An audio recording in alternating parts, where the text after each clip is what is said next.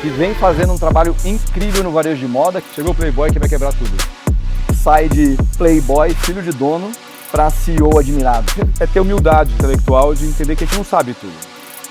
Seja muito bem-vindo ao primeiro episódio do Você Marca, sendo gravado aqui na primeira imersão da Authentic Leader. Eu sou o Guilherme Vadowski, fundador da Authentic Leader, um ex-executivo, um ex-diretor que entendeu que o meu nome era uma marca, que o meu nome era um negócio e que eu poderia impactar muito mais empresas e negócios a partir do momento que eu me visse assim. Então a gente está aqui gravando com uma pessoa extremamente especial, uma pessoa que hoje eu posso chamar de amigo, que eu já trabalhei junto, que eu admiro e respeito muito, que eu aprendi muito, inclusive, para dar esse passo que eu dei no último ano, saindo do mundo executivo e partindo para o mundo empreendedor. Ele que é um cara visionário, um cara que extremamente inquieto, que realmente se vê como essa pessoa inquieta, disruptiva, que vem fazendo um trabalho incrível no varejo de moda, que eu acompanhei de perto, e que a ambição não é pouca. Eu sei que ele já vê o R$1 bilhão como uma realidade, mas já começou a falar por aí em R$3 bilhões. E eu sei que se ele viu, ele vai fazer, porque foi assim sempre. Eu queria que vocês todos aqui dessem as boas-vindas para o meu caríssimo amigo Richard Stade.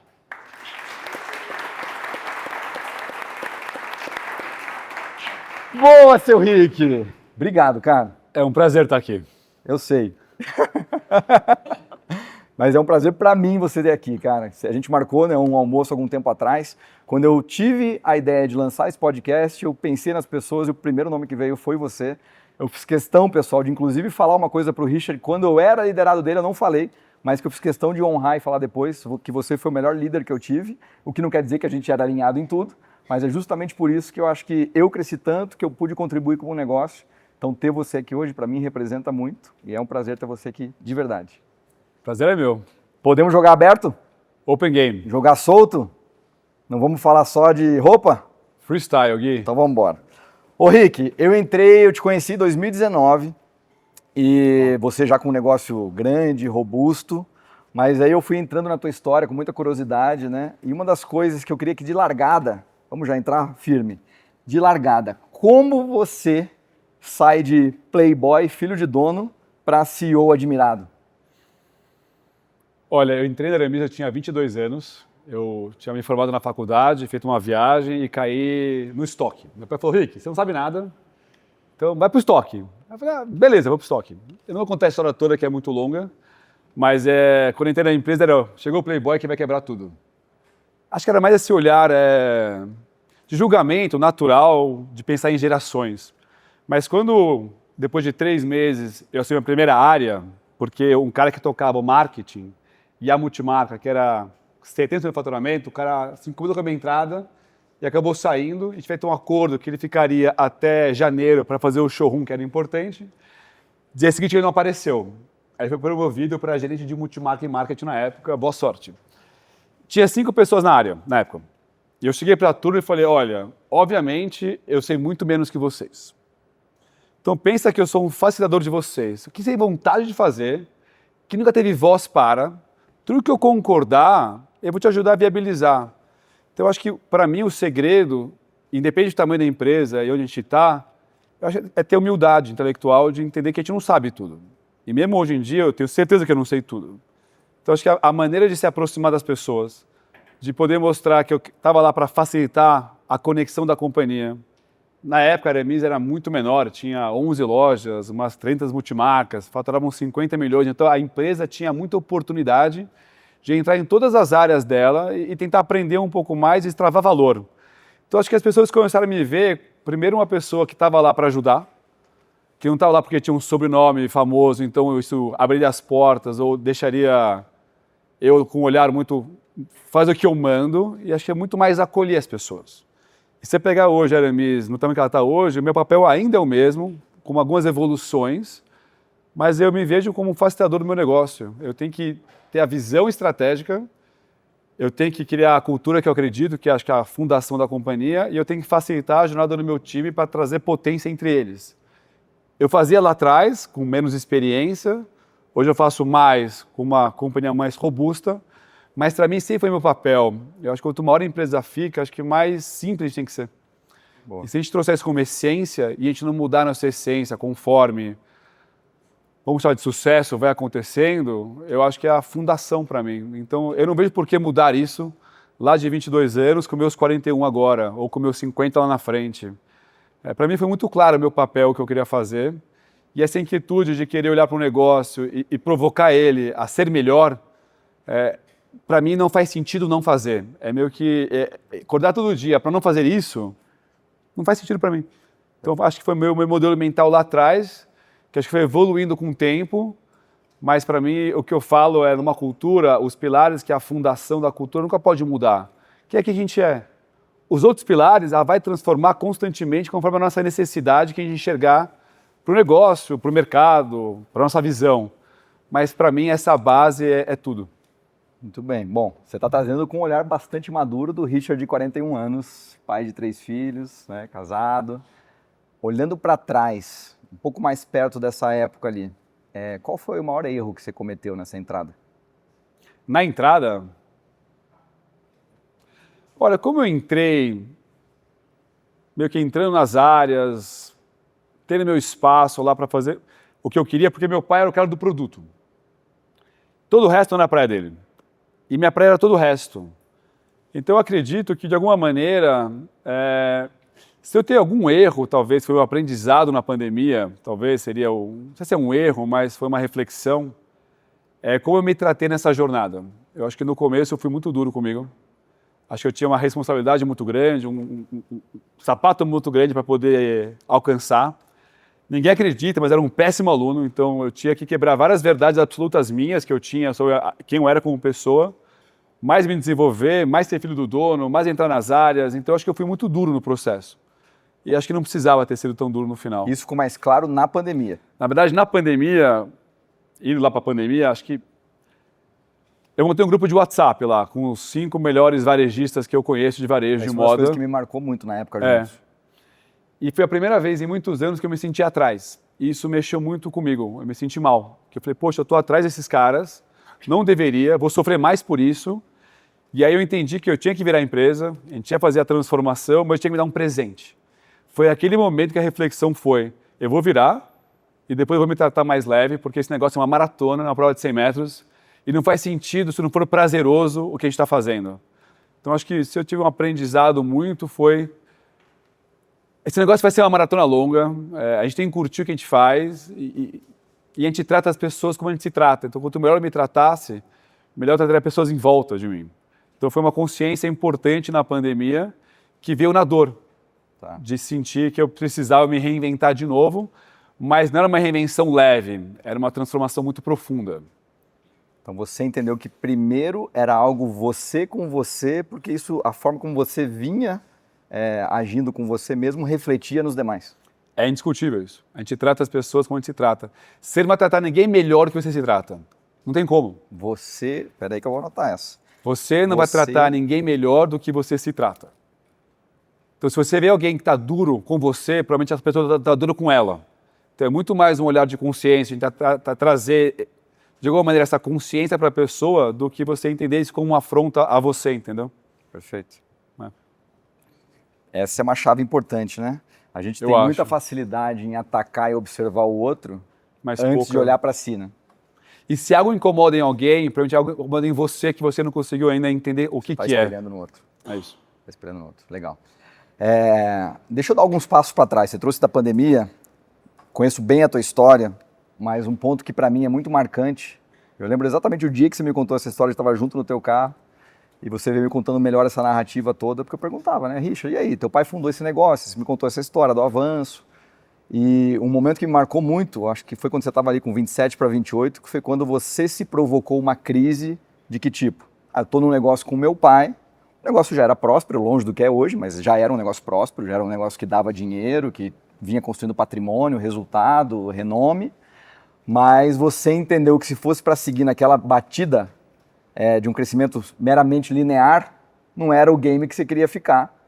E aí você vai e truca não somente o dono e fundador da empresa, mas o teu pai, que sempre foi uma coisa que eu observei muito, como você se relacionava como o teu pai na empresa, que inclusive eu nunca vi você chamando teu pai de pai na empresa. Isso sempre me chamou atenção de largada, né? Era sempre vou falar com o Henri. Então isso sempre me chamou muita atenção. E aí você entende que crescimento linear não vai rolar. se for para eu ficar nesse negócio, esse negócio tem que crescer. Para esse negócio crescer, a gente tem que injetar dinheiro. Então eu tenho que ir atrás de novos sócios, tem que começar a fazer rodada, isso do alto dos seus 28 anos, assumindo a presidência da Aramis.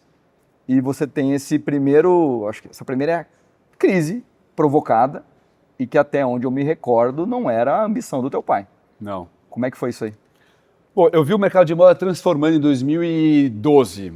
Começou a ter grandes grupos sendo formados. Talvez eles agora não estão nas melhores fases, mas na época estava acontecendo esse movimento. Achei pro meu pai, que eu chamo de bro. Falei, bro, o que não deveria acontecer é a gente ficar numa empresa pequena para média, em mercado de consolidação, o negócio vai dar errado. Só que meu pai não queria uma empresa grande. Meu pai tem uma história de vida muito dura. Como ele chegou no Brasil, sem dinheiro, sem nada. Então a cabeça dele era, eu não quero uma empresa maior que meu bolso consiga suportar. Toda a razão dele. Falei, maravilhoso, então vou embora. Falei, como assim? Falei, cara, você tem uma empresa que funciona, você gosta como você toca, você não precisa de mim. Agora, se eu vou ficar, é para gente fazer uma empresa muito maior, senão não faz sentido para mim também. Aí ele falou, Rick, o que você quer fazer? Falei, eu quero trazer um fundo de investimento. Ele, o quê? Falei, um fundo de investimento. Eu fiquei um ano conversando com ele, bastante, tentando explicar o racional por trás. E aí lá, depois de um ano falou, Rick, tem 80 pontos. Se você achar alguém que quer investir nisso, eu apoio. Eu tinha 28 anos, então eu falo que ingenuidade é uma bênção. Então eu peguei um advisor, montei uma apresentação que está guardadinha comigo até hoje. Fui rodar o mercado, apresentando uma visão, nem 20% do que a empresa é hoje, que eu nem tinha essa visão toda. Fiz todo o processo de rodada, achei um fundo de investimento, que é um braço do Bradesco, e um family office do Carlos Sanches, da MS Farmacêutica. E aí, incrivelmente, nem eu sei como até hoje, eu consegui viabilizar essa transação, eu não sei como. E na reta final da negociação, os caras chegaram para mim e falaram, olha, você parece um cara legal, talvez competente, mas tem 28 anos e a gente está comprando o minoritário. A gente quer pôr uma cláusula nova no contrato. Lógico, qual é a cláusula que quer pôr no contrato? Você vai ser avaliado a cada 2 anos, abaixo do orçamento, abaixo dos concorrentes, a gente tira da presidência. Aí meu pai olhou para mim, e foi em poucas reuniões dessa. Sai da sala comigo. Aí sai da sala com ele. Falei, você entendeu? 30 anos você está desempregado. Eu acho uma puta loucura, você vai dormir 2 dias e a gente vai conversar depois de 2 dias. Deu 2 dias, falei, eu quero assinar. Falei, me explica, Rick. Falei, 2 coisas. Primeiro, essa empresa vai ser maior que a gente. E o dia que eu não for a melhor pessoa para tocar ela, põe ninguém melhor que eu, mas não faz sentido para mim se eu não for assim. E aí, com 29 anos, eu assino o acordo e assumo a presidência da companhia em anos de Brasil bem desafiadores. Por 2015, juros a 15, como hoje em dia, impeachment de Dilma, crise da UTBS, quer dizer, um caos acontecendo e eu começo minha jornada de 2 anos tendo que entregar resultado com aquela cláusula atrás de mim me pressionando. Aquele fantasma ali. Então foi um começo desafiador para mim, até eu entender que essa cláusula foi muito mais colocada na minha cabeça como uma maneira de me impulsionar do que me frear. Pensa assim, Gui, muitas vezes certas ações levam pessoas para o binário, que ou acelera ou freia. E eu descobri que não tem certo e errado, porque cada um tem o seu sentimento, o seu reflexo. O meu, todo momento que acontece algo com essa magnitude, eu tendencio a acelerar. Então acaba virando uma força motriz de me impulsionar para frente. Muita gente pode puxar para trás, pelo receio. Mas eu entendi que nesses momentos onde eu tenho mais potência.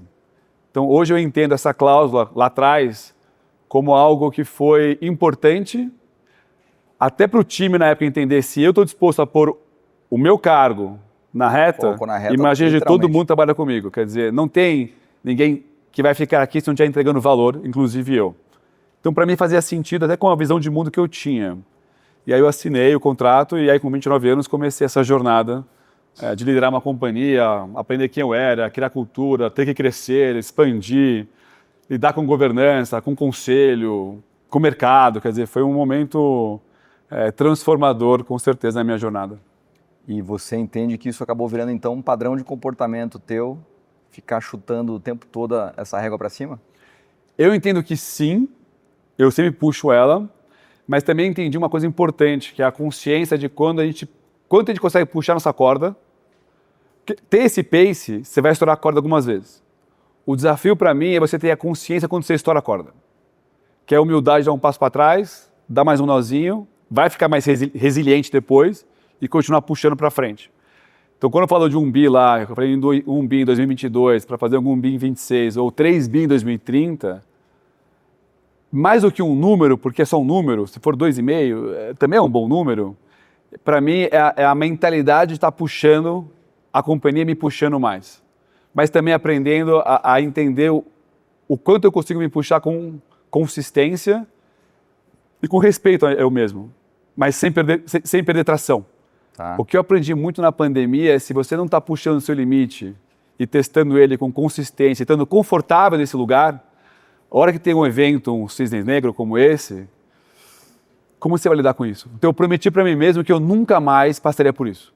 E qualquer coisa que aconteça no mundo, no mercado, transformacional, a gente vai ser um dos primeiros a fazer. Depois eu posso falar um pouco dessa mentalidade que foi um shift importante para mim. Vamos aprofundar mais nisso, né? Porque o que você está me falando? Que Tá bom sonhar atrás? Tá fluindo? Tá fluindo? Boa. Vamos aprofundar mais nisso. Então, de alguma forma, como eu entendo, a gente até falava um pouco antes disso ali. Toda essa virada que eu dei na minha carreira foi porque eu tomei um soco no estômago, e você me conhece, eu nunca imaginei que eu fosse ser demitido. Eu falo que do alto do meu ego e da minha arrogância, eu jamais seria demitido. Inclusive, saí da Aramis, pedi demissão para ir para outra empresa que eu fui, que foi que eu fui desligado. Né? Foi uma crise externa, foi algo que foi provocado e vem esse soco. Você está trazendo a pandemia, que foi para todos nós, foi esse soco na cara de todo mundo. E a partir daí, então, você já vinha se provocando algumas crises antes, mas é uma mentalidade de você se dar esse soco antes de que ele venha? Bom, primeiro, sim. E outra coisa que eu aprendi, acho que vai conectar muito com vocês, eu vi mercado em 2022 tendo muita transação de novo do varejo de moda. E me incomodou muito não conseguir fazer algo relevante que eu queria ter feito. Isso mexeu comigo de novo. Aí eu olhei e falei, sabe o que está errado? É a gente depender de algo de fora para realizar algo de dentro. Esse era o maior erro que eu entendi. Se você não tem uma visão de longo prazo que te motiva a construir, que você não dependa de ninguém para fazer isso, está sempre refém de algo. Então, quando eu entendi em 22 que aconteceu comigo isso, eu falei, nunca mais. Eu vou montar um plano tão desafiador que vai me motivar muito, que se nada em volta acontecer que seja melhor do que isso, eu tenho um plano para liderar minha companhia e um plano para me desenvolver como pessoa. A hora que eu entendi que a gente não precisa de nada externo, nenhuma provocação externa para poder se questionar para dentro. E a hora que eu entendi que eu não posso depender dos outros, ou do mercado, ou de concorrentes, para fazer o que eu acredito, a hora que você controla a sua narrativa e a sua história. E a hora que você controla isso, por mais que apareçam oportunidades, e aparecem muitas oportunidades, você tem muita mais disciplina de escolher o que faz sentido, porque você não precisa disso. Perfeito. Porque você tem um plano que vai te motivar a fazer. O 3B me motiva o suficiente. Se algo no caminho vai acontecer maior, que eu não sei e pode acontecer, tudo bem, porque eu vou poder pesar. Agora, quando você não tem clareza do seu plano de longo prazo, desafiador, qualquer coisa que aparece pode parecer melhor, mesmo que não seja. É tentador, né? E o que eu aprendi, preciosas, né? E o que eu aprendi é, os nãos que acabaram aconteceram foram incríveis, porque todas as oportunidades que eu tive, que acontecendo, dando um não por qualquer motivo, teria sido pior do que hoje. E você só aprende isso, como estava o Steve Jobs, conectando os pontos para trás. Então, entendendo os pontos para trás de tudo que eu tive de oportunidade nos anos que não aconteceram, que me frustraram, me trouxeram uma consciência que nada teria sido melhor do que hoje.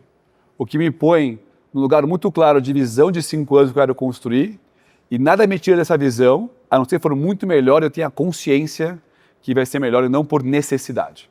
Vai ser porque eu entendo que é uma oportunidade que não faz sentido não fazer mais. Você está falando, eu estou pensando aqui, a gente falou muito de ambição, né, mais cedo. Você já está rico, já está bem resolvido de dinheiro. Apesar desse bem resolvido, a gente fala que é relativo, né? Porque sempre tem gente para cima e gente para baixo. Mas, no padrão geral, você é um cara que está bem resolvido. Por quê? Por que seguir armando essa confusão toda que você segue armando? 3 filhos em casa, né, com um monte de coisa acontecendo, múltiplos investimentos, negócios. Por quê?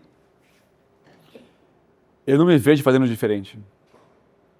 Eu não faço... Óbvio que o dinheiro é uma métrica importante para comprar o que a gente gosta, dar segurança para nossos filhos. Então, acho que o dinheiro ele é uma ferramenta, talvez, como olhar de ferramenta para.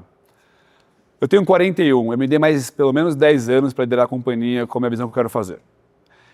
Eu não vejo por que trabalhar todo dia se não for para conquistar algo maior, se não for para construir uma empresa mais legal, com mais gente legal, com gente do bem, grande.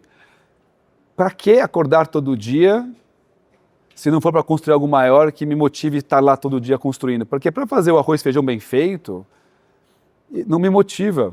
E é uma coisa que eu aprendi importante. E eu acho que essas mentorias, esses lugares que todo mundo fala de sucesso, de crescimento, de triplo dígitos, eu também aprendi a valorizar quem olha que tem um negócio rentável, que vai bem, está feliz e está tudo bem. Eu admiro muito pessoas que são assim. Eu tenho um amigo meu, tem uma rede de 5 joalherias. Você não faz 10? Porque eu não quero. Eu tenho 5 lojas, eu sou feliz, eu não acho que eu tenho capacidade de tocar 10, eu tenho um business que me dá dinheiro, eu tenho liberdade de tempo, para mim está ótimo. E eu admiro pessoas assim, mas eu não sou assim. Para mim, o construir algo maior, o trazer várias marcas, comprar marcas, desenvolver plataforma, é o que me motiva, porque no final eu estou me descobrindo fazendo isso. E eu não vejo nenhum motivo por que não fazer isso. Óbvio que o apetite a risco, conceitualmente, conforme você ganha mais patrimônio, você fica mais averso. Mas minha sensação é que eu estou longe disso ainda. Então talvez eu estou vivendo nesse exato momento a maior aceleração da história da companhia, no momento de Brasil instável, juros altos, risco político, econômico, e eu coloquei o orçamento de maior crescimento da história da organização. E acabei de vir numa rodada de trazer 2 fundos novos, e meu pai ter saído, os fundos terem saído, 2 fundos novos terem entrado. Eu aumentei minha participação, quer dizer, eu comprei mais participação, eu alavanquei na física ainda mais o meu patrimônio no meu negócio. E eu entendi, depois de investir em muitas coisas no caminho, que eu investi muito no negócio. Alguns estão indo bem, alguns quebraram. E eu entendi que se é por dinheiro, se é para apostar em alguém, eu prefiro apostar em mim. Seja nessa única coisa aqui que eu sei que... Eu controlo, eu sei o que eu estou fazendo. A visão é tua. A visão é minha, então eu prefiro pôr meu maior patrimônio que eu tinha e aumentar minha participação nessa visão de construir essa plataforma, essa House of Brands, essa visão Fashion Tech, e impulsionar algo que me motiva. Se você perguntar para os Joels da vida, a turma que você conhece bem hoje em dia, que são bem mais ricos do que eu, eles não estão fazendo pelo dinheiro mais. Eles fazem pelo poder de impacto que eles têm de viabilizar isso na vida de tantas pessoas. Lembra o propósito da Aramis? Impulsionar pessoas, transformar histórias? Fizemos junto. Para mim é isso. E aí a construção do negócio é a plataforma de viabilização de uma visão.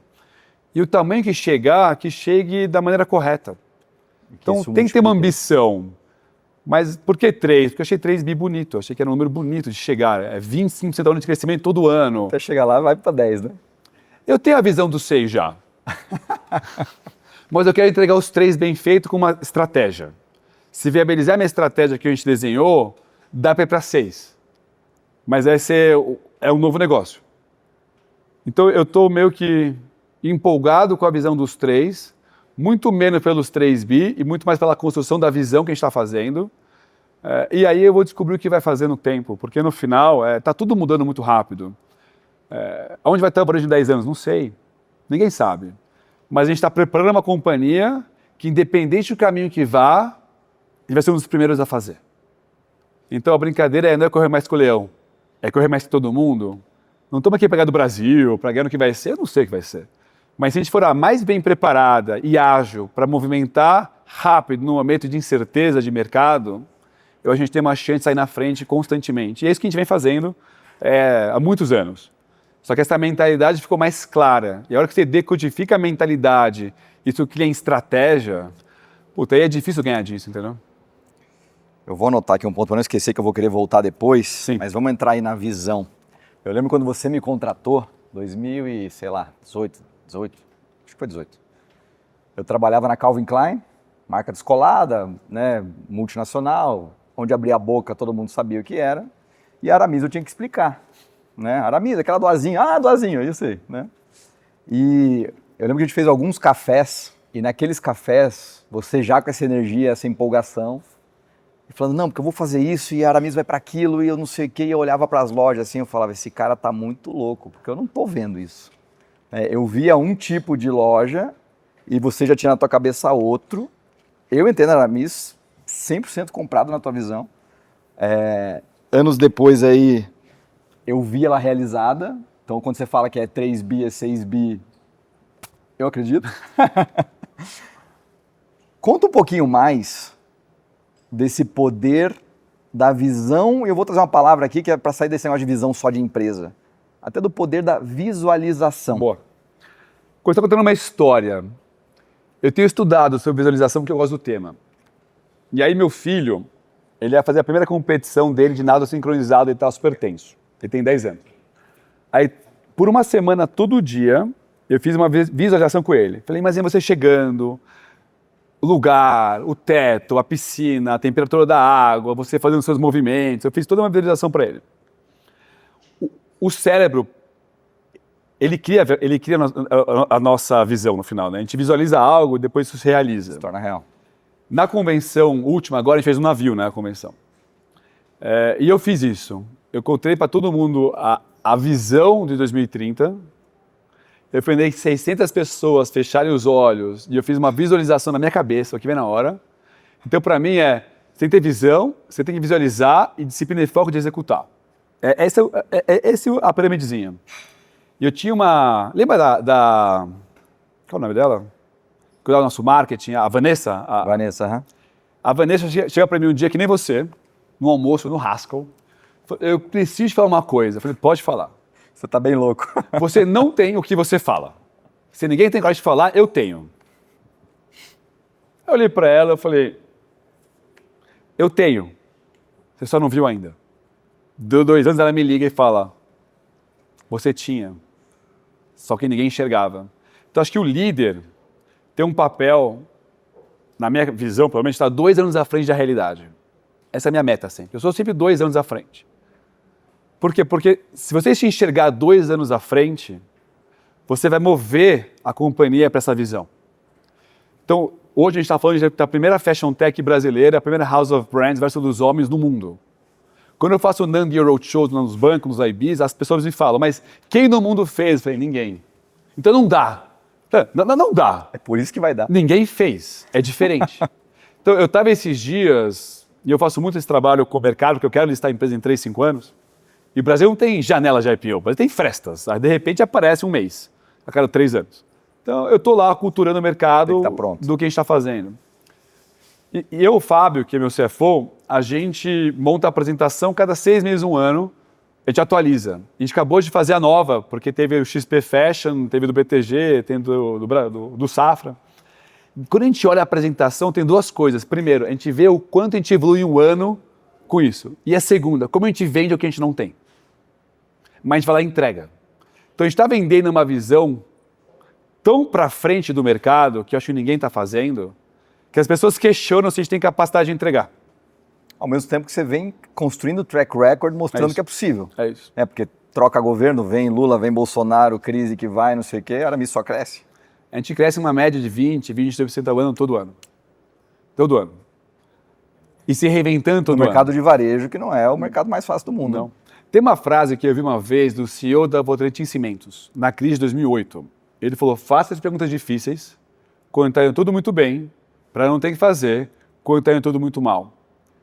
O fato de ir bem a companhia com consistência dá um espaço de ficar questionando ela o tempo inteiro. Qual é o segredo? É a forma. Porque questionar, ninguém gosta de ser questionado. Então eu tento trazer uma disciplina muito importante de saber questionar com leveza, que não é sobre a pessoa, é sobre o problema para poder transformar o negócio. Então, para mim, essa mentalidade ela é muito viva. E eu estou sempre um pouco à frente da realidade, porque a gente está construindo nossa realidade. Se você está 6 meses à frente da sua realidade, depende do seu momento de vida, talvez possa ter sentido. Mas se você quer realmente atingir coisas que ninguém está fazendo, você tem que enxergar um pouco à frente. O que é o segredo? A ambidestria. De olhar para o futuro e olhar para o presente com disciplina para arar o terreno atual, senão o negócio não chega no futuro. Mas ter visão de longo prazo, você quer transformar o negócio, senão você vai morrer como uma Kodak que morreu. Mas você está falando muito da Aramis, mas você como dono, é esse mesmo trabalho com você, né? 100%. E aí é isso que reflete lá na Aramis. Não existe um líder. Se é uma empresa, uma corporation, tudo bem, você leu. Se é uma empresa de líder, dono ou não dono, mas líder, que lidera a companhia, nenhuma empresa vai chegar a um lugar que o líder não enxergou ainda. Ninguém vai. Ou seja, a tua cabeça, ela pode ser o limite ou a alavanca para que o negócio Ela inteiro pode vá. ser o motor propulsor ou âncora. Depende de como você enxerga a tua realidade. Então, para mim, eu estou sempre me impulsionando. Estou sempre visualizando, estou sempre tangibilizando o que na minha cabeça vai ser o futuro. E eu estou sendo sempre audacioso nesse movimento. Mas se o líder tiver a cabeça oposta da âncora, a empresa nunca vai ser maior do que a visão do líder. Porque o time de baixo, o máximo de visão que eles podem chegar é o quanto o líder está enxergando que pode executar. Tá bom? Tem uma barreira. Agora, quando você quebra essa barreira e o céu é infinito, porque não tem limite, por mais que você não chegue exatamente no ponto que você queria, você vai chegar muito mais longe do que você imaginava. Então, quando eu coloquei 3 bi, não tinha uma matemática precisa. Hoje tem. Como não tinha para um bi, meu. Quando eu falei numa matéria no Brasil Journal, né, o feed não lembra, eu quero fazer um bi 26. Sei lá, foi uma frase numa entrevista de 1 hora. E a chamada era Aramis rumo a um bi 26. Eu cheguei pro meu tio e falei, porra, tem uma meta. Agora vamos entregar a meta. Sabe que esse é um ponto que na minha transição eu tenho achado muito interessante, né, nessa virada. Como executivo, você é o maluco que pensou, então já chega pronto a visão. E aí a gente tem que, como executivo, se debruçar para fazer aquela maluquice parar em pé. E como empreendedor, você que lança a bolinha, E corre. você vai e depois volta, né? Volta construindo. Que é uma das coisas que ontem a gente estava tendo uma apresentação aqui, o executivo super preocupado com os megas detalhes, porque ele é pago e forjado para isso. E o empreendedor, se ele ficar preso no detalhe, ele não constrói a visão e não faz essa venda, né? Eu queria puxar, vamos começar a sair um pouquinho da empresa, de vez, mas antes eu queria puxar uma zona mais cinzenta e delicada aqui, eu sei que você vai trazer com transparência, mas eu queria entender que é um tema bastante polêmico que a gente discute aqui, que pensa, você trouxe aqui com muita força. Cara, eu construo a minha visão, eu vivo nos meus termos. Você está me dizendo aqui é muito isso. Tem compromissos, tem sócios, mas você vive nos teus termos. Você tem sócios porque você quis. Sim. Né? Então você constrói a visão e você tem uma habilidade muito grande em trazer as pessoas juntas nessa visão, porque isso vai fazer sentido para elas também. Só que se você é empregado de alguém, eu vou estar sempre bebendo da função desse alguém.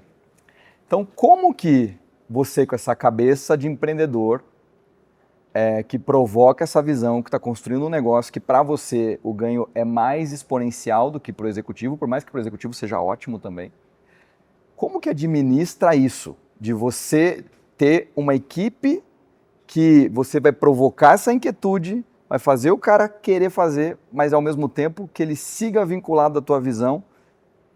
Como é que é esse jogo? Porque Eu acho que tem uma frase que eu gosto, né? Todo sonho precisa de um time. Ponto. E o segredo, na minha opinião, de um time bom é quando você pode ter uma visão, mas ela é construída e complementada com a visão das pessoas juntos. Então, sei lá, tem projetos que a gente está desenhando agora que não era meu desejo, minha visão de fazer, mas veio do time e enxergar uma oportunidade de mais um vertical de negócio que eles querem testar. Que não veio de mim, veio deles. Ponto 2. O que a gente está desenhando agora, que a gente deve lançar em março, abril, é o nosso plano de incentivo de longo prazo. Aí sim, os executivos principais vão ter um senso de dono. O bônus retenção. Mas, incentivo de longo prazo. Então, uma empresa, numa próxima transação, vende liquidez ou IPO, vai ter um dinheiro relevante. Se a gente bater os meus valuations que a gente tem desenhado, os executivos vão sair todo mundo milionários nessa história. Então, acho que de um lugar tem compartilhar do sonho, do outro lugar tem construir uma empresa que tem a visão do intraempreendedorismo, quer dizer, como eu consigo construir empreendedores dentro do meu negócio. Isso traz oportunidades de crescimento escaláveis. E 3, como você incentiva financeiramente essas pessoas para estarem juntos no plano de longo prazo, se amarrando nessa estrutura para um evento de liquidez, quando for acontecer, todo mundo sair com um dinheiro relevante que vai impactar a vida das pessoas e que faça sentido a pessoa estar lá com a gente construindo esse plano, entendendo que é um plano que não tem um prazo exato, mas tem uma janela de oportunidade.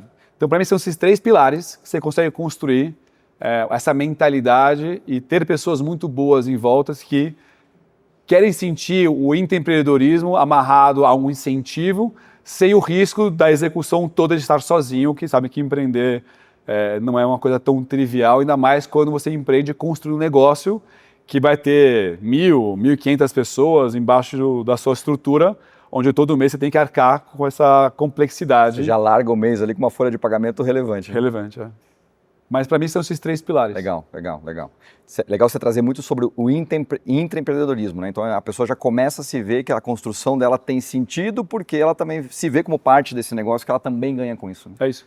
E aí, Rick, uma coisa, você conhece bem a minha história, eu uso o LinkedIn desde a época de Aramis, né? Falava bastante no LinkedIn.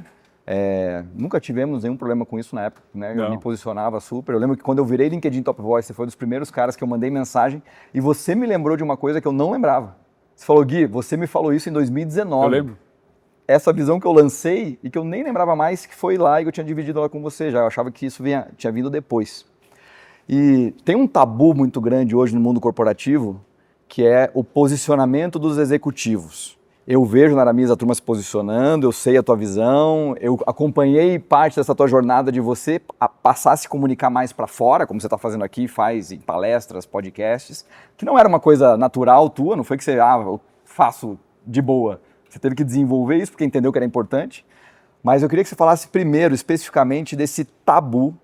Por que que as empresas, você que se relaciona muito, por que que as empresas têm tanta preocupação do executivo passar a se posicionar, não só compartilhando o conteúdinho da empresa.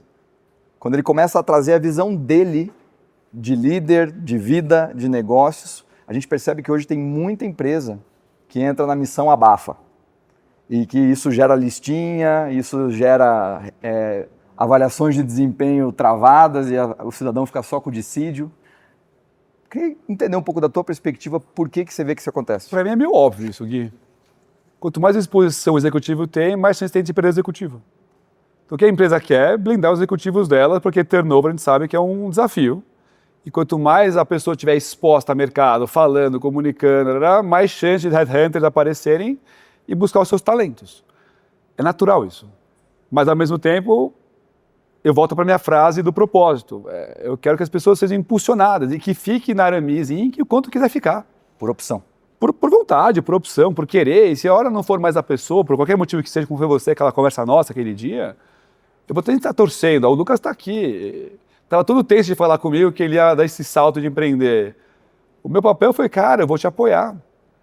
Eu acho que muitas vezes o líder, ou o executivo, o CEO da empresa, está mais às vezes preocupado com si próprio ou com o seu negócio do que com a vida das pessoas em volta. Eu aprendi que o meu papel é ajudar as pessoas a se desenvolverem, criar um ambiente de trabalho que as pessoas queiram ficar. Agora, por algum motivo aconteceu de ter uma oportunidade que a pessoa acha ser melhor, por N motivos, financeiro, localização, formato, e a pessoa quiser sair, vai sair. E a gente tem que empoderar as pessoas para fazer o que elas acham que é correto. Mas eu entendo que, ao meu ver, é isso. Quanto mais o executivo estiver exposto, mais chance você tem da pessoa buscar, tirar, vir com a contraproposta, aí escala o salário, entra naquele espiral complexo de como se lida quando você tem tanta demanda de colaboradores seus importantes, podendo sair da organização porque teve propostas interessantes que vêm do lugar da companhia estar se desenvolvendo, ganhando mais holofote e o colaborador ao mesmo tempo. Mas essa é uma dinâmica. Mas também as pessoas têm que chegar ao outro lado da moeda. Tudo tem luz, tudo tem sombra. É que as pessoas tendem a olhar para a sombra porque é mais fácil. A luz quanto mais colaborador nosso no mercado, falando dos cases, de transformação, de crescimento, mais é minha máquina de aquisição de novos talentos. Então, de um lado eu perco, do outro lado eu atraio. Qual é o segredo que eu estou tentando desenhar? É uma política na organização que os high talentos da companhia sejam incentivados financeiramente, emocionalmente, a não sair. Esse é o papel da organização, garantir que os maiores talentos fiquem e que o resto do pool você vai tentar se ajustar para tentar acomodar o que dá, o que não dá, não dá. Mas também isso forma as organizações serem mais claras e incisivas a segurar os talentos. Então, o programa de NP que a gente está fazendo, o programa do protagonista que a gente desenhou, que a gente valoriza os top 10 da companhia na média, com incentivo, com remuneração, com treinamento, com coach, é isso. Você faz o teu lado para o cara querer ficar, mas também, mesmo sabendo dos riscos dele sair, você escolheu na Aramis construir uma cultura de que fica porque quer, não porque eu estou travando o seu crescimento. Né? Eu acho equivocado você blindar alguém que queira expor. É quase falar que a imprensa não tem mais direito de publicar o que tem interesse de fazer. É eu falar que meu time não pode mais postar em LinkedIn porque eu acho. Quer dizer, me parece uma censura É isso. o imperador, né? Não é meu estilo. Não é meu estilo. Muito bem. Eu sempre te olhei, Rick, assim, ainda que empreendedor, mas eu sempre vi que você foi, de alguma forma, forjado para ser esse executivo que ia liderar o negócio em algum momento. Então você entrou já com essa cabeça de... não foi você que criou a Aramis, pelo menos a do passado, você criou outra Aramis depois, outras, né? Em poucas características, assim, o que você vê que um executivo de sucesso desenvolve pelo que ele é exigido, mas que se ele tem a vontade de ir para o lado do empreendedorismo, o que ele tem que manter da vida executiva para o empreendedor e o que ele tem que desapegar da vida executiva e puxar do empreendedor para conseguir prosperar? Eu sempre trabalhei com 2 chapéus, né? De CEO e de... 3, né? Eu tinha CEO, sócio e conselheiro da companhia. Eu tinha 3 chapéus simultâneos. Eu sempre usei mais o executivo. Dar exemplos. Eu podia aumentar os dividendos da companhia, que como sócio eu ganhar dinheiro no bolso, ou eu podia colocar mais dinheiro na organização para crescer mais rápido. Eu sempre optei em deixar o dinheiro na companhia no meu bolso. Porque eu entendi que a companhia tinha uma potência muito grande e se eu colocasse no meu bolso, ia render um dinheirinho, ia ser bem-vindo, mas não ia trazer a máxima potência da organização, que para mim é o que me motiva. Então, para mim, é muito importante isso. 2, o executivo, muitas vezes, tem um prazo de validade na cabeça dele no negócio. E a pior coisa que tem para o negócio é alguém que está pensando no curto prazo, não no longo prazo. Então, esse é meu chapéu de sócio, entra com relevância. Por mais que eu estou liderando a companhia, com a minha visão de longo prazo, eu estou construindo o que eu entendo que é o futuro promissor do negócio e não garantindo o meu bônus do ano atual. Exemplo bobo, eu tenho uma das minhas metas do conselho é a abertura de franquia. Se eu não bato X aberturas, eu tenho um pênalti no meu bônus. Já tomei vários pênaltis no meu bônus, mas eu não abri loja que eu achei que o franqueado não ia ganhar dinheiro. Me recuso a fazer uma coisa que pôr dinheiro dos outros no que eu coloquei meu dinheiro. Não cheguei. Um executivo ia apertar o botão, ia fazer as 12 lojas do ano, e ganhar o bônus e depois ver o que ia fazer no ano seguinte. Então, eu acredito que a maior diferença dali está na visão de longo prazo e garantir que a execução da companhia está sendo liderada e transformada para o futuro dela. Assim como empresas listadas tomam muita decisão no curto prazo por causa de um trimestre no mercado, eu acho que tem a mesma mentalidade. Então, se você consegue equilibrar os chapéus de eu sou sócio, eu estou construindo algo para o meu futuro, ao mesmo tempo eu tenho que garantir a execução da companhia no curto prazo, eu acho que esse é o maior desafio de você equilibrar os 2 chapéus. Então, para mim, eu equilibro muito bem na minha cabeça isso. Mas para liderar a companhia do dia a dia, eu me considero mais um executivo do que um sócio. Porque o executivo está garantindo que a companhia está sendo liderada na maestria da execução da performance e a visão de sócio está me colocando a visão de longo prazo, porque eu me vejo nos próximos 10 anos tocando a companhia literalmente. Depois de 10 eu não sei. Mas 10 é muito tempo, né? São 9 já, né? Já passou? São 9. Então, 9 anos é muito tempo. E outra coisa que eu tenho uma aptidão, que eu aprendi pela complexidade da minha liderança é tudo que não é o problema de hoje, eu consigo compatibilizar uma caixinha e eu foco no do problema de hoje.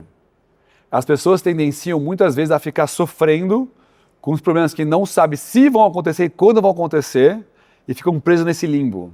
Eu lembro de uma discussão nossa na época, você falando, Guilherme, isso daí é problema do ano que vem. Deixa pra lá. E como executivo a gente fica amarradinho, né? Mas se eu tomar essa decisão agora, ano que vem eu tenho que fazer aquela, E aí você não faz nem essa nem aquela. Então eu aprendi a usar o meu raciocínio lógico para liderar os problemas que eu tenho hoje e destravar valor que eu tenho. E o que vai ser de amanhã, se tiver amanhã, vem para cá, eu também vou resolver. Então vem muito da mentalidade. Como a empresa ficou um pouco grande, não o que vai ser, mas tem um tamanho relevante, a complexidade dela ficou muito maior. Porque a gente não mexeu em 1, 2, 3 pilares, a gente mexeu em muitos pilares ao mesmo tempo.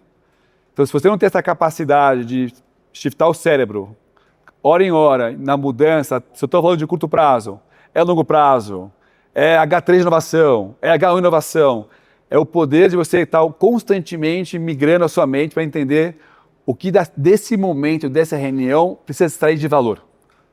E aí é um jogo muito interessante, mas que para minha cabeça é apertar um cliquezinho o dia inteiro. Legal. Virou meio que um hábito meu. Já bem desenvolvido há bastante tempo, né? Ô Rick, aqui na minha mentoria, eu trabalho com gente que atingiu níveis muito altos em grandes empresas. E uma coisa que eu tenho que lembrar a turma o tempo inteiro é falar, meu amigo, você está acostumado a andar com gente muito bem formada, você está acostumado a andar num ambiente que fica uma bolha e a pessoa ela vai se acostumando, primeiro que é a vida dela, então ela se acostuma com esse alto desempenho o tempo todo e ela está habituada em andar com pessoas que também jogam nesse mesmo nível. E aí uma provocação que eu falo o tempo inteiro é, cara, não é normal você chegar numa diretoria dessa, não é normal você chegar numa presidência dessa, não é normal o que você construiu.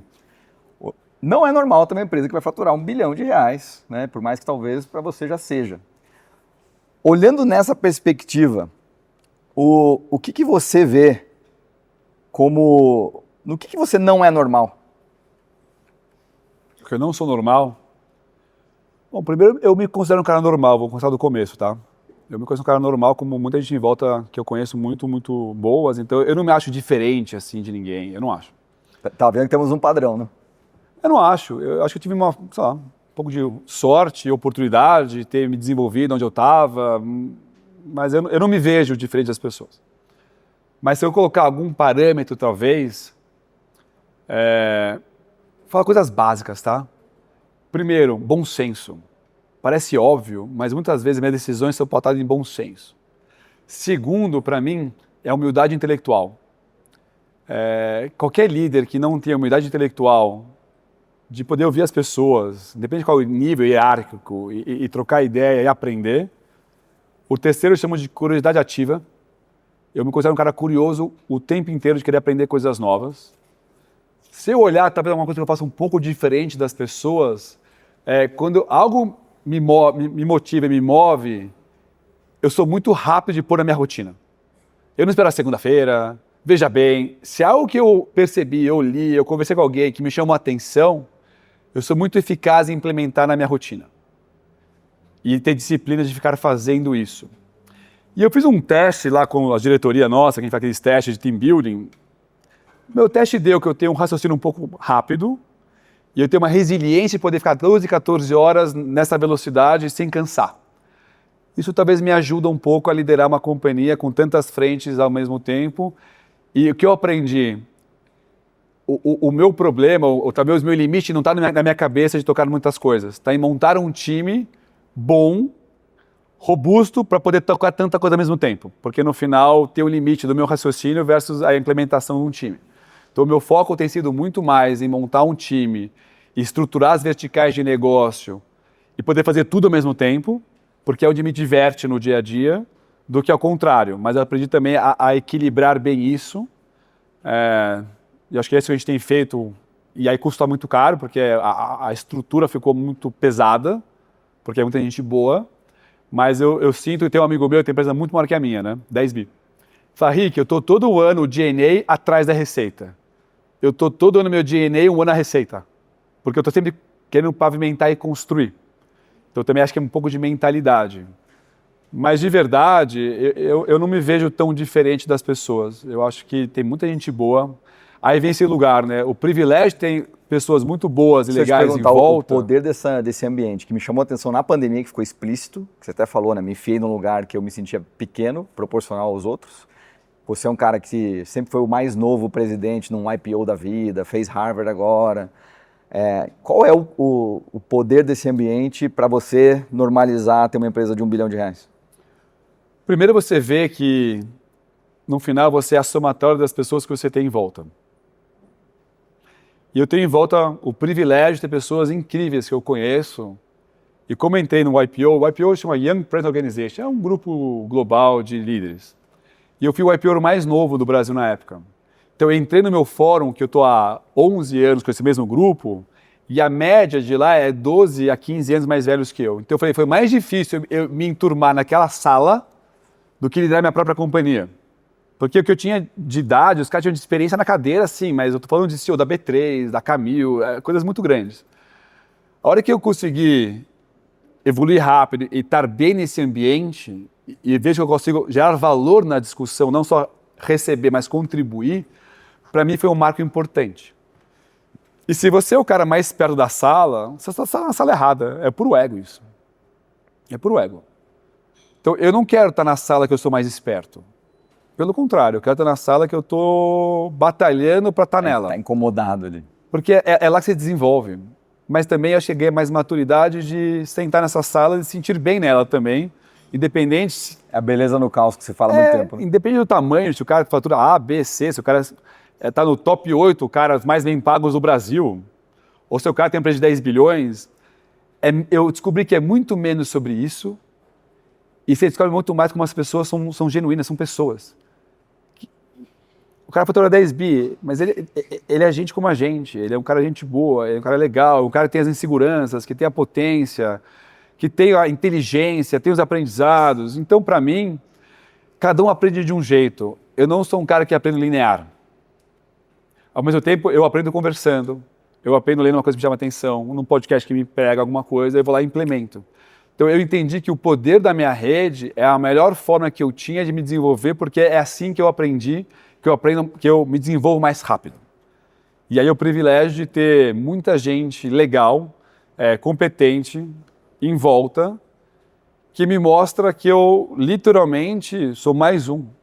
E tá tudo bem para mim também ser mais um. Eu não preciso ser o cara daquela sala. Só de estar na sala e estar bem nela, para mim já é prazeroso. Então, para mim, eu não consigo olhar como eu tenho algo diferente de todo mundo em volta. Eu acho que eu tenho capacidades interessantes, se eu trouxer talvez uma capacidade que eu tenho, que eu valorizo em mim, é o poder de pegar pessoas e fazer elas se conectarem por algo maior. Ou ver diretores meus, executivos, batendo cabeça porque a empresa está complexa pelo momento, pôr os 3 na sala e falar, hoje é o jogo de como eu me sinto. Porque como eu me sinto, não dá a ver o que eu acho de você, é como eu me sinto. E, de repente, em uma conversa de meia hora, ver as pessoas se conectando, destravando e trazendo potência. Então, talvez eu tenha uma aptidão um pouco diferente, talvez. Esse meu dom de, no freestyle, criar narrativas, colocar as pessoas no ambiente. Você pegar a pesquisa de clima desse semestre, que a gente tem várias notas, a nota mais alta da pesquisa, foi 96, foi acreditar na visão de longo prazo da turma. Então, talvez essa é a minha maior aptidão. Talvez conseguir vender um sonho e amarrar pessoas muito competentes a juntos construírem valor e não atrito. Talvez essa seria a minha aptidão, que talvez eu julgo ser um pouco diferente das pessoas em volta. Legal. Indo para uma reta final aqui, Rick, você fala direto nos podcasts que você tem algumas startups, né? Que são até a startup do negócio, até a Aramis você vê como uma startup, né? Com toda essa mexida, mas você tem os 3 filhos lindos que você brinca, né? Que são as startups. Primeiro ponto, como a paternidade impactou em quem você é, na tua identidade, e como você entende que a forma como você atua no teu dia a dia impacta nas decisões profissionais que a turminha vai tomar?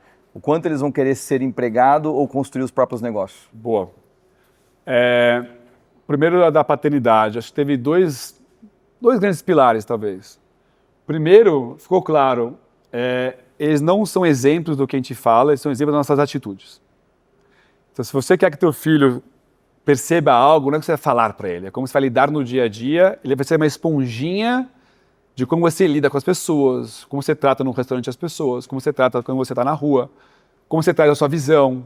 Então, eles são esponjinhas disso. Então, me trouxe uma consciência muito importante, primeiro da minha autenticidade, ser quem eu sou, acho que é a base da fundação, e na companhia também as pessoas não estão sendo lideradas pelo que está na parede escrita, ou nos guias de cultura, estão sendo lideradas na prática de como eu estou sendo como ser humano no dia a dia. Então, quando eu pego meus 3 executivos e faço essa conversa humana entre eles, eu estou ditando o tom do que é a cultura que eu quero que eles façam para baixo. Para os meus filhos é a mesma coisa. Eles vão ser exemplos de quem a gente é na prática, não do que a gente prega que eles deveriam ser se a gente não é. E o segundo, eu acho eficiência. Eu acho que eu fiquei mais eficiente no meu tempo para poder voltar para casa cedo. Eu sou um CEO que está em... Eu não reclamo de mim em casa, mas 7h15 eu estou em casa, que eu acho que é um horário até que razoável para realidade. Então, eu saio do meu escritório 7h15 e vou para casa. Agora, quando eu estou no escritório, eu quero ser muito produtivo. Porque eu quero entregar o máximo de valor possível para poder depois estar na minha casa. E estar presente em casa.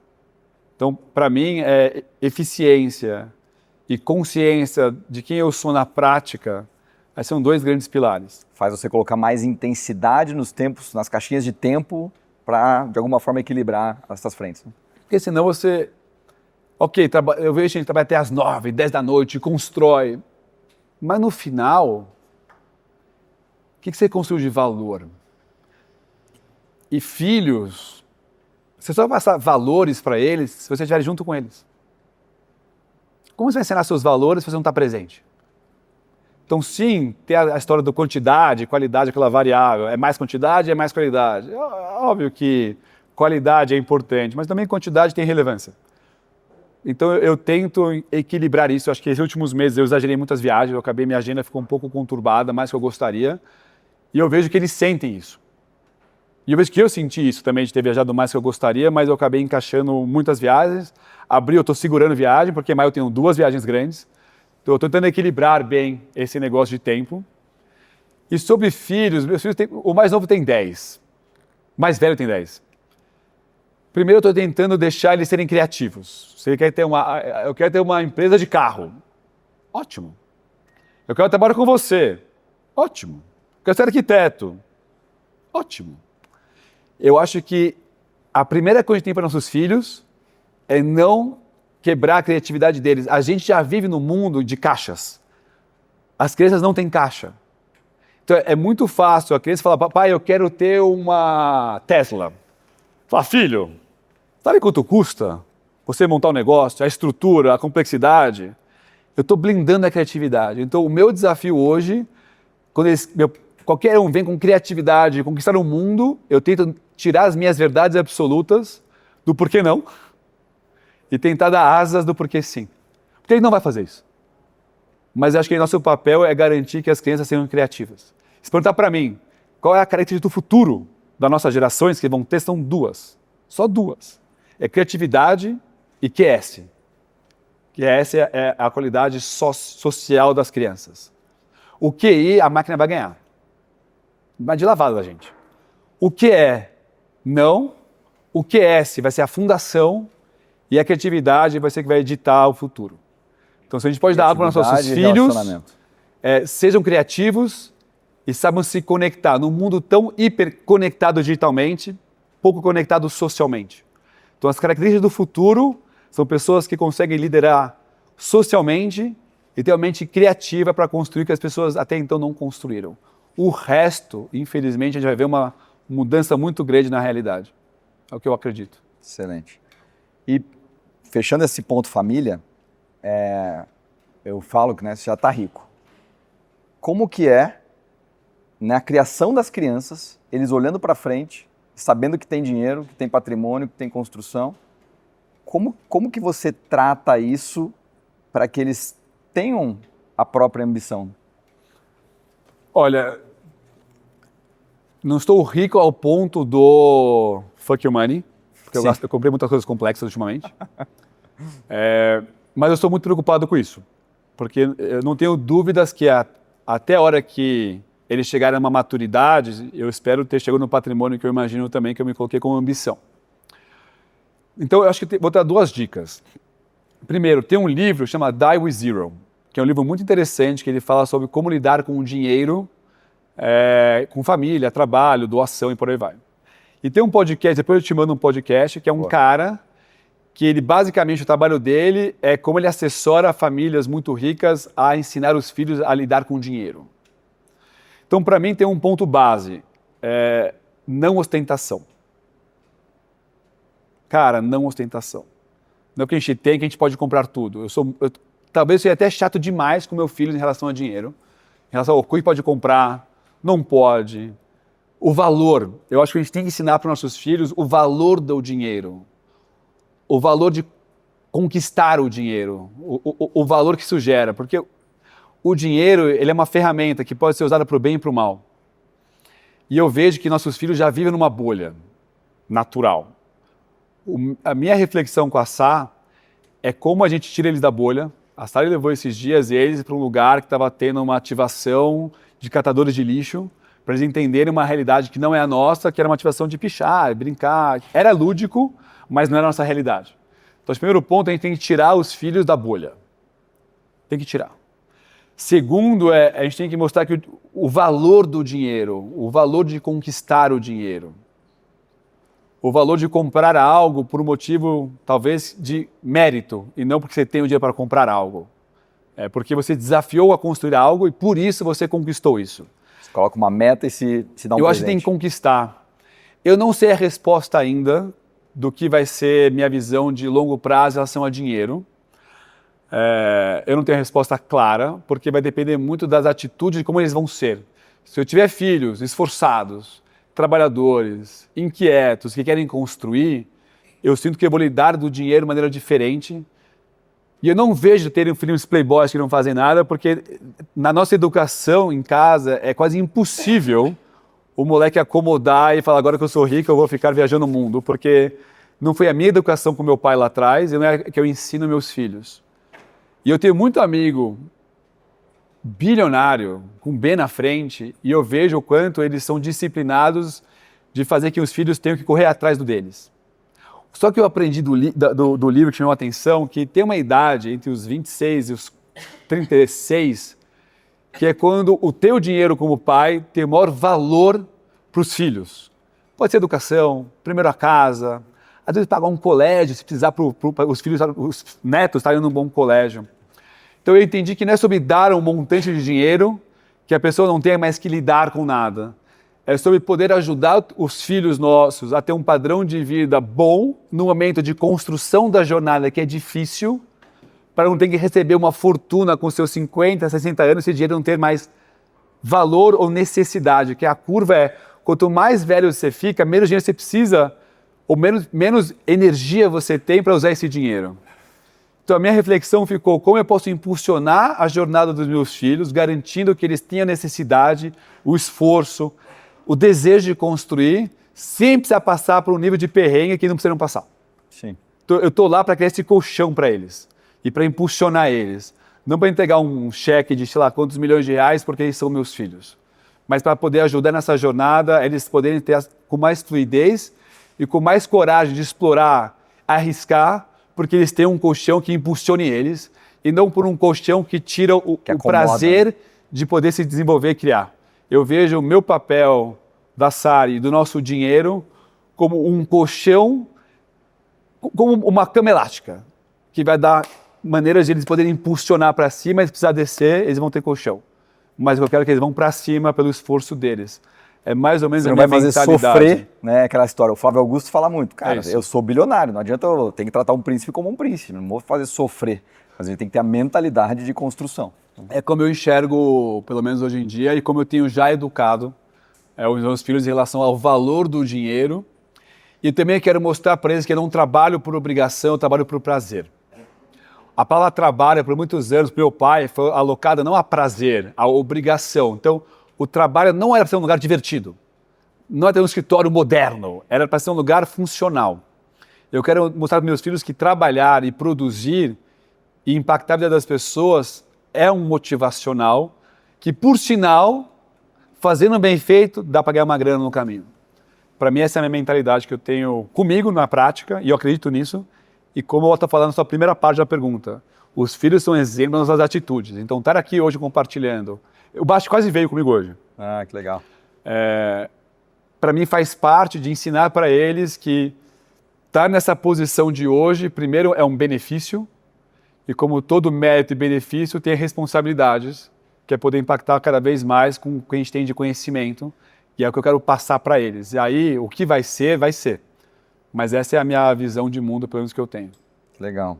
Na próxima você tem que trazer o Basti junto. Essa é uma coisa que eu e a Renata a gente conversa muito, porque andando muito com o Caio, o Flávio, o Joel, eu vejo o quanto Eles a família levam. anda presente, né? E é uma vontade que a gente tem muito de ver os nossos filhos juntos, construindo juntos, né? Eu acho que tem dois pilares porque eles fazem isso. Um, porque eles viajam muito, é igual o artista de Tá turnê. falando de otimizar. Se não levar a família, não vê. E os dois, eles estão aprendendo na prática, literalmente, como é essa dinâmica. E eu vou falar que privilégio ter uma criança de X, 12, 10, 12 anos, vivenciando um ambiente desse. Que quando ele chegar nesse ambiente, não é um ambiente... Cabeça, né? E não vai ser um ambiente novo ou inseguro, vai ser o lugar mais seguro dele É possível. o normal. E aí você tem uma potência de fazer. Isso talvez é o maior privilégio que a gente possa dar para nossos filhos. Esse acesso rápido a esse ecossistema, desde que tenha alinhado aos nossos valores que a gente quer passar para eles. É isso. Última pergunta, Rick. Olhando para o futuro, quando eu e você não estivermos mais aqui, se tivesse que deixar uma grande lição para a geração mais nova, qual é a maior lição que você deixa? Sejam inquietos, sejam questionadores, se tratem bem no caminho, porque isso vai fazer toda a diferença. É isso.